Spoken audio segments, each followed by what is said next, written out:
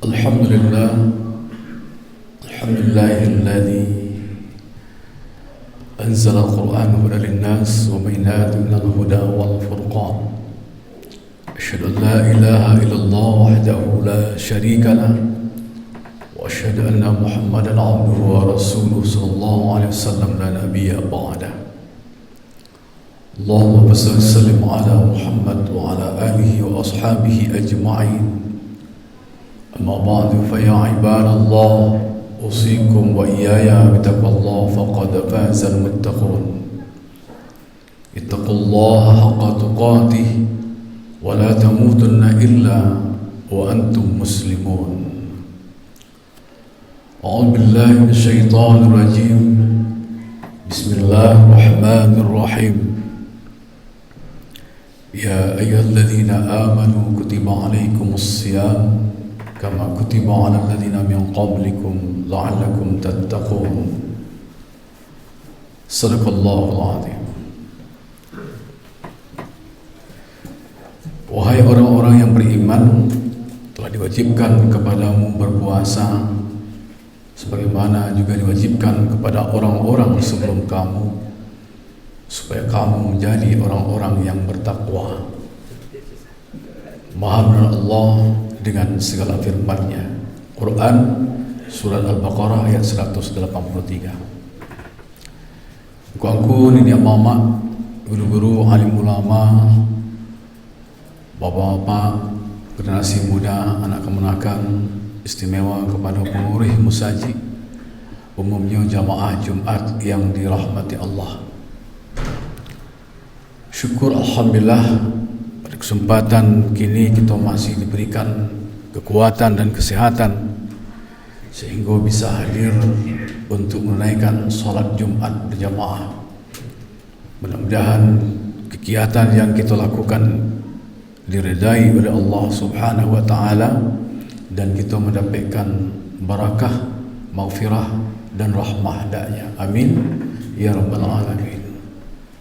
Salam tak bosa-bosa pula kita kirimkan kepada baginda Rasulullah Nabi besar Muhammad sallallahu alaihi wasallam.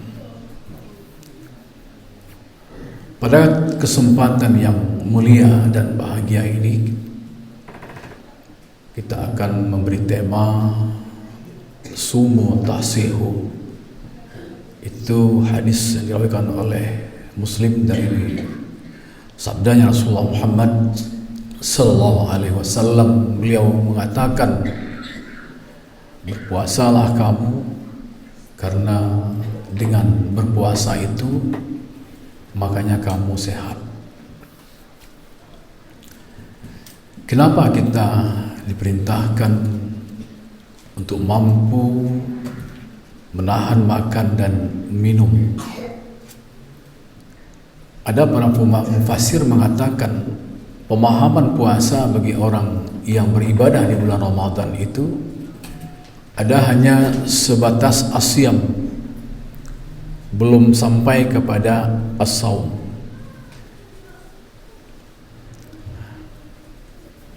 Kalau orang itu berpuasa hanya sebatas asyam, maka maknanya menurut mufassir orang-orang ini baru mampu menahan makan dan minum saja, belum mampu menahan yang lain-lainnya. Sementara bagi orang yang as-saum, itulah orang-orang yang berpuasa, mereka tidak hanya menahan makan dan tidak hanya menahan minum, tetapi juga mampu menahan segala macam perbuatan yang mungkin membuat mereka itu bisa rusak pahala-pahala puasanya.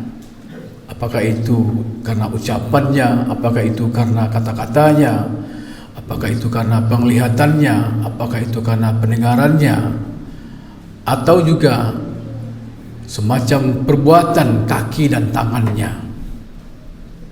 Sehingga puasa itu hanya menahan lapar dan haus saja.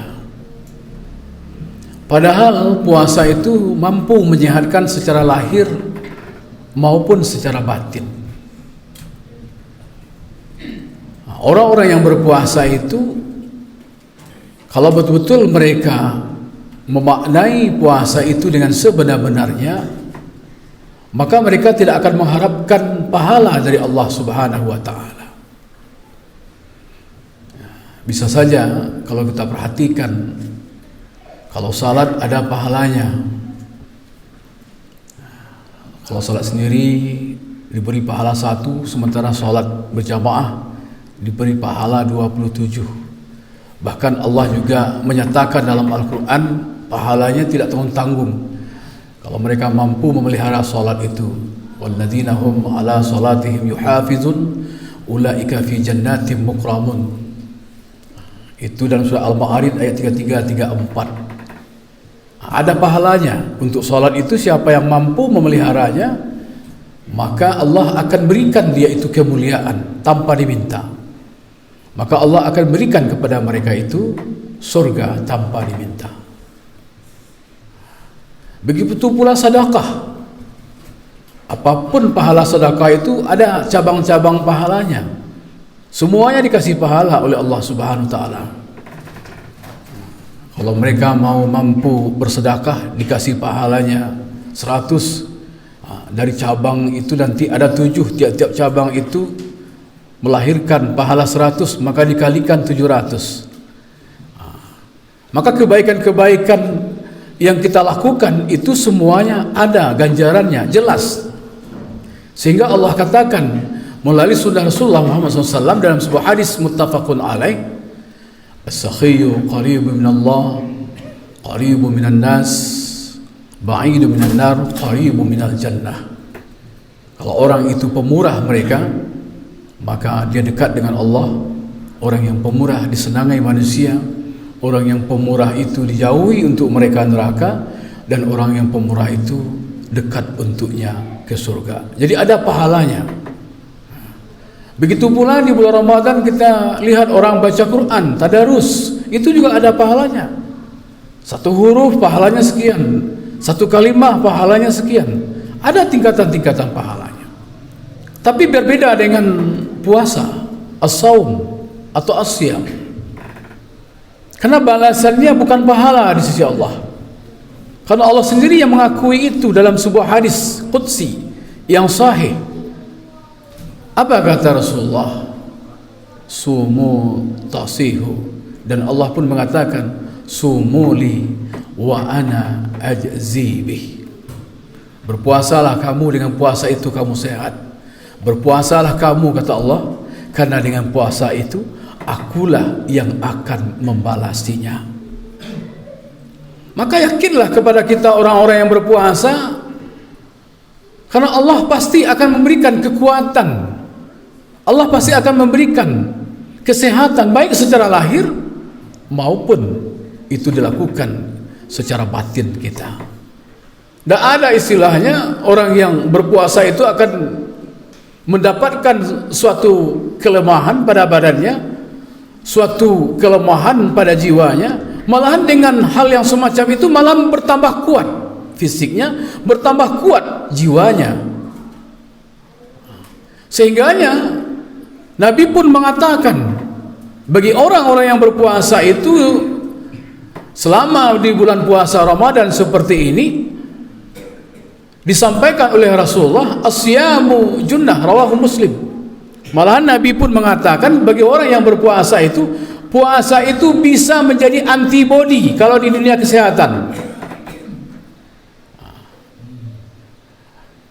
Apa maksudnya junnah? Itu juga bisa dimaknakan perisai, tameng untuk badannya. Allah pasti akan menyelamatkan orang itu. Cobalah perhatikan di rumah sakit hampir di seluruh dunia. Setiap kali ada orang yang sakit, rata-rata semuanya dianjurkan berpuasa. Mau cek darah saja orang yang sehat, jangankan orang yang sakit, orang yang sehat cek darah saja berpuasa dulu. Apalagi orang yang sakit. Seharusnya orang yang sakit kan tidak berpuasa, tetapi karena puasa itu memberikan satu kekuatan yang Allah sendiri yang akan memberikan balasannya, tidak saja di dunia, bahkan nanti kita tidak tahu, bukan surga mungkin yang Allah berikan, maka mungkin Allah akan berikan rahmat kepada orang-orang yang berpuasa. Sehingganya itulah yang disampaikan, Oleh Rasulullah mengatakan, asyamu junnah, suara itu, puasa itu bisa menjadi perisai atau menjadi antibodi bagi orang-orang yang melakukan puasa itu. Lalu bagi orang-orang yang selama ini banyak kendala apapun yang mereka lakukan selama Ramadan, sebelum ada putusan dari ahli kesehatan, jangan sekali-kali kita mengatakan kita tidak berpuasa karena penyakit. Itu seharusnya kita konsultasi dulu dengan tim kesehatan. Sebab ambo berpikir Allah tidak mungkin mengatakan melalui Nabi Muhammad, sumuli wa ana ajibih, berpuasalah kamu karena dengan puasa itu aku yang membalasnya. Kalau Allah yang membalasinya, ambo yakin pasti Allah itu akan memberikan kekuatan kepada orang-orang yang berpuasa. Sehingganya Rasulullah Muhammad SAW juga mengatakan, begitu pentingnya puasa bagi orang yang sehat, begitu pentingnya puasa bagi orang yang sakit itu. Apa kata Nabi?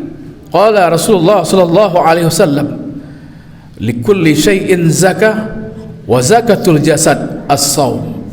Tiap-tiap sesuatu itu ada zakatnya. Sementara zakatnya daripada badan kita itu, kata Nabi, itu adalah dengan berpuasa. Makanya dari itu pada kesempatan yang berbahagia ini kaum muslimin, jamaah Jumat yang berbahagia, kalau betul-betul ini kita hayati, kalau betul-betul ini kita pahami dalam hidup dan kehidupan, maka ketika Nabi Muhammad berada di Madinah dan Makkah, itu rata-rata sahabat-sahabat jarang sakit. Karena selain mereka melakukan ibadah puasa Ramadan setiap tahunnya, mereka juga tidak luput melakukan ibadah puasa sunnah. Dan itu dibuktikan ketika satu kali Raja Mesir mengutus salah seorang dokter ahlinya dari Mesir. Raja Mesir itu bernama Muqawqis.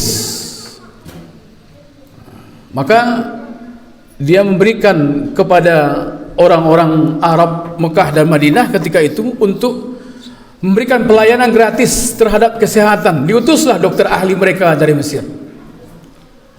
Sesampai di hadapan Rasulullah ketika itu di Madinah, ya Rasulullah, saya diutus oleh Raja Mesir yang bernama Muqawqis untuk memberikan pelayanan gratis selama 1 bulan di Madinah ini. Maka ketika itu Nabi katakan, silahkan, apapun yang akan kamu lakukan silahkan, dan berikanlah fasilitas yang terbaik kepada orang Madinah. Apa yang terjadi?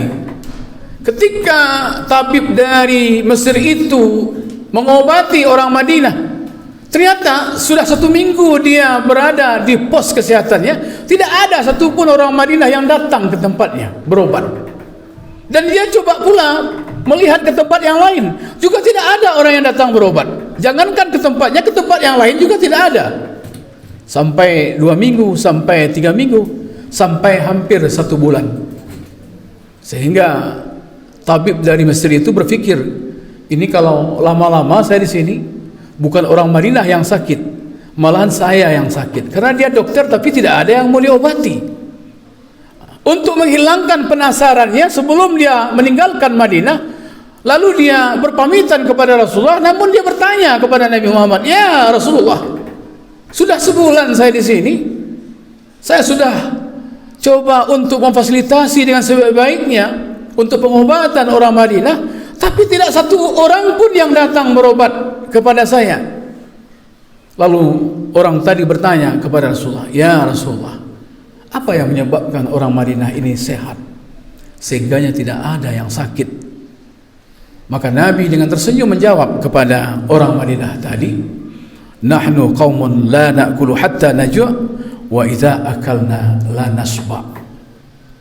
Sambil tersenyum Nabi menjawab, wahai dokter tabib dari Mesir, kami ini orang Madinah, kalau kami mau makan, maka kami tunggu lapar dulu. Lapar dulu, baru kami makan. Itulah yang menyebabkan kami itu sehat. Lalu yang kedua, kata Rasulullah kepada orang itu, wa idza akalna la nasba. Dan ingat, setelah kami makan, kami selalu berhenti sebelum kenyang. Inilah yang menyebabkan kami itu sehat. Sehingga sampai hari ini menjadi acuan dunia kedokteran. Apa yang dipesankan oleh Rasulullah Muhammad sallallahu alaihi wasallam. Maka dari itu budayakan hal yang semacam ini. Karena kita bulan Ramadan, jangan sampai membaturikan pembukuan yang sudah disiapkan itu apa saja masuk. Sementara insulin awak, gula awak sedang rendah, lalu dimasuk-masukkan berbagai macam makanan dan minuman. Itu akan membuat orang itu menjadi sakit, dan sakitnya itu bukan main bahayanya. Makanya itu Nabi hanya berpesan kepada dokter ahli dari Mesir tadi, supaya kita menjadi orang sehat seperti orang Madinah. Kata Rasulullah, kuncinya hanya 2. Kalau mau makan, tunggulah lapar dulu perut, baru makan. Tapi jangan sama pula dengan budaya orang Indonesia, jangan sama pula dengan budaya orang Minang. Terlebih akan masuk Lebaran besok, orang rantau banyak pulang kampung. Tiba di Padang luar, kau bubur sambal, kalau makan bubur sambal. Tiba di arah Bangkaweh, lah makan tampek si manje itu. Tiba lo nanti di pasar, lah makan gajebo lo. Tapi lucunya nanti setelah dia sampai ke rumah, ini yang paling berbahaya. Orang Indonesia, kata orang Arab itu, lah sampainya di rumah ditanya, sudah makan? Belum. Jadi yang makan itu betul-betul porsinya nasi, makannya di rumah, itu yang sebenar makan. Walaupun tadi sudah makan kue, sudah makan martabak, sudah makan macam-macam. Inilah yang menyebabkan penyakit itu. Maka Nabi pesankan kepada kita bersama, supaya Ramadan kita ini mendapatkan keberkahan dan kemuliaan, sehingga fisik kita sehat, ibadah kita pun lancar. Maka makanlah kalau kita lapar, dan berhentilah kalau kita sudah kenyang. Kalau ini dapat kita amalkan, insya Allah Allah akan memberikan kekuatan dan kesehatan, dan Allah akan memberikan barakah kepada kita semuanya. Fa'tabiru ya ulil absar la'allakum turhamun.